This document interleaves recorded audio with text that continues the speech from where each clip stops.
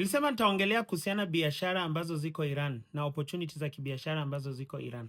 Iran ni nchi ambayo sisi lami ambayo tunatumia East Africa, Kenya, Tanzania, Burundi nini, 80% ya lami ambayo inatumika huko inatoka Iran. Hiyo ni kwa hali ambayo kwamba walikuwa wako katika sanction, yani wamefungiwa kwa upande nini ya kibiashara. Kingine ni kwamba oil, mafuta na mambo kama hayo yote zaidi inatoka Middle East. Lakini na tofauti moja tu, kitu kimoja ambayo ni muhimu labda kuzingatia ni kwamba kawaida mafuta, kwa sababu ya hizi company ambazo ziko Afrika bila kutaja jina zake, kawaida zinajulikana 3 ama 4 ambazo ndio zimechukua petrol stations za East Africa zaidi. Unakuta kwamba hao wanachukua lakini wanauza kwa bei ya Afrika. Kwa mfano saizi unajaza gari yako mzima na $1.50. $1.50, angalia kwa pesa ya nyumbani Kenya ama Tanzania itakuwa ngapi? Hiyo ni pesa ya lita moja.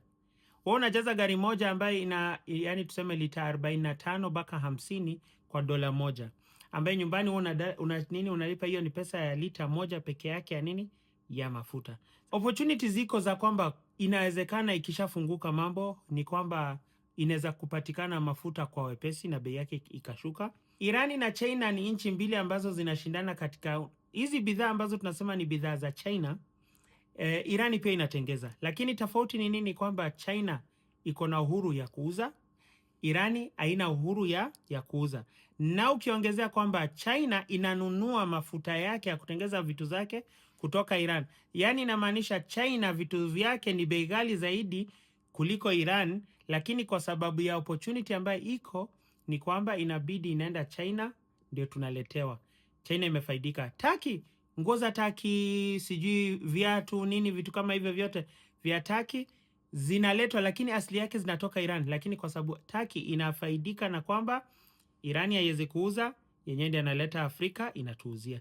So hizo vitu zote ambazo tunaziuza kwa bei maradufu, tunazinunua kwa bei maradufu, tunaweza tukanunua Irani kwa bei ya chini na maisha yetu ikakuwa iko na utulivu.